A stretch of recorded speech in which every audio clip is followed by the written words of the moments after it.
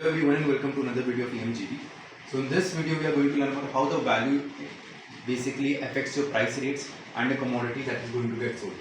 So in order to understand this, we are going to study first about the purchases, what is the consumer behavior and how does the consumer reacts regarding the purchase. So इसमें दो चीज़ें होती हैं जो basically main broad categorisation में purchases में आती है.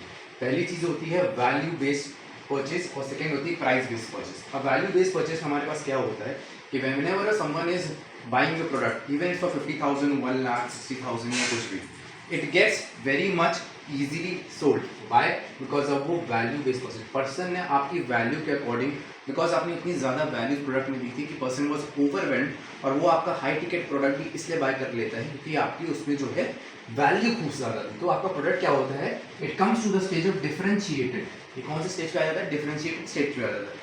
इस पे आने के क्या फ़ायदे हैं, इस पे आने के सिर्फ एक फ़ायदा है कि आपका जितना भी हाई प्राइस है, आपको मैं बताता हूँ. इमेजिन एक टी शर्ट है, 500 रुपये की टी शर्ट भी आती है, 100 रुपये की टी शर्ट भी आती है और 5,000 की टी शर्ट भी आती है, 15,000 की टी शर्ट भी आती है. What is the difference between 15,000 में इंसान को कंफर्ट और वो वैल्यू मिलती है, उसको लगता है I don't know about the real terms, but उस इंसान को लगता है कि उसको वैल्यू काफ़ी ज़्यादा मिल रही है. तो इसीलिए वो क्या करता है, उस परचेज को कंडक्ट करता है, उस 15,000 की टी शर्ट को खरीदता है, ना कि मार्केट में 500 ऐसी टी शर्टें जो बचे 100 रुपये में जो खरीदी थी उनको खरीदता है. बिकॉज उसको लगता है वो ज़्यादा वैल्यू की टी शर्ट है, ज़्यादा अच्छी है, उसका स्टेटस सिंबल दिखाएगा, उसको ज़्यादा चीज़ें मिले, अच्छे लोग नोटिस करेंगे, he is getting value. That's why वो ब्रांड, टेकिंग अ ब्रांड का एग्जांपल डिफरेंशिएट, लुई वुइटन की टी शर्ट खरीदी मैंने, वो डिफरेंशिएटेड ब्रांड है, वो डिफरेंशिएट स्टैंड आउट करा, ब्रांडिंग हो चुकी है उसकी, इसलिए. और गेट चार्ज हाई इजीली, बहुत ही इजीली. अगर कोई इंसान अगर आपको आएगा कहेगा ये 2,000 की एडिडास की टी शर्ट है, ऑब्वियसली आप खरीद लोगे, आप हो गए सस्ती है तो 2,000 में मिलेगी.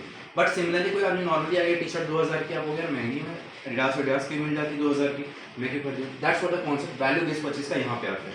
Now coming to the other price, अगर आपको दिख रहा हो ये इस प्राइस बेस्ड परचेज. अब प्राइस बेस्ड परचेज क्या होती है, सबसे खराब बेस्ड परचेज होती है. इसमें क्या होता है, आई होप ये विजिबल अभी होगा नहीं, just give me a second. Price based purchase में क्या होता है, बेसिकली आपका प्रोडक्ट जो होता है वो कॉमोडिटाइज्ड होता है. आपने 10 रुपये का पेन बनाया, मैंने, आप जनरली इंडिया में बिजनेस में ही हो रहा है कि वो अगर 30,000 का अपना कोर्स बेच रहे हैं तो मैं अपना 28,000 का बेचूंगी, मैं चाहूँगी मेरे कोर्स से ज़्यादा सेल हो जाए. ऑब्वियसली आपका सेल भी होगा बिकॉज आपकी वैल्यू भी उतनी है, बट आप 28,000 का प्रोडक्ट सेल करके आप सोचो आप 1 लाख का सेल कर लोगे तो आप सेम प्रोडक्ट पे सेल नहीं कर पाओगे. वाई? बिकॉज आपके प्रोडक्ट कॉमोडिटाइज्ड है, आपका प्रोडक्ट में उतनी वैल्यू नहीं है कि आप 1 लाख, आपने ऐसा उसको पोर्ट्रे नहीं किया, उसमें वैल्यू है. क्लाइंट को लग ही नहीं रहा कि 1 लाख का कोर्स है वो, या 2,80,000 का, वो 28,000 करेगा. इवन आपके 28,000 की बात कर रहे हो कि 28,000 के अलावा अगर मार्केट में अलग कोई 10,000 या 15,000 में वो कोर्स दे रहा होगा तो वो जाके खरीद लेगा. वो क्यों खरीद लेगा वो कोर्स, बिकॉज आपका प्रोडक्ट कॉमोडिटाइज है, आप डिफरेंशिएट तो आपने कहीं किया ही नहीं अपने प्रोडक्ट को. भाई मार्केट में सब लोग वही दे रहे हैं, मैं तो सस्ता वाला ही उठाऊंगा ना.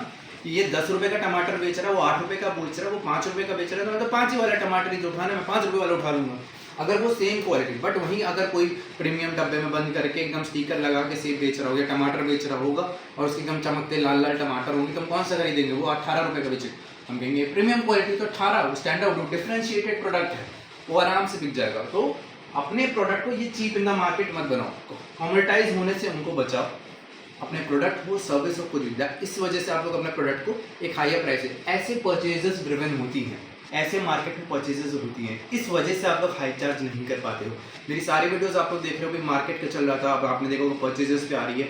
मैं कंज्यूमर बिहेवियर और मार्केट अंडरस्टैंडिंग के बारे में ज़्यादा बता रहा हूँ बिकॉज ये सारी चीज़ें जो आपका फंडामेंटल्स बिल्डअप करवा रहा हूँ ये बहुत ज़्यादा ज़रूरी है. अगर आप इन पर फोकस नहीं करोगे तो आपका बिजनेस में आपके फंडामेंटल्स ही अगर आपके वीक रहेंगे तो आप आगे ड्रॉप डाउन हो जाओगे.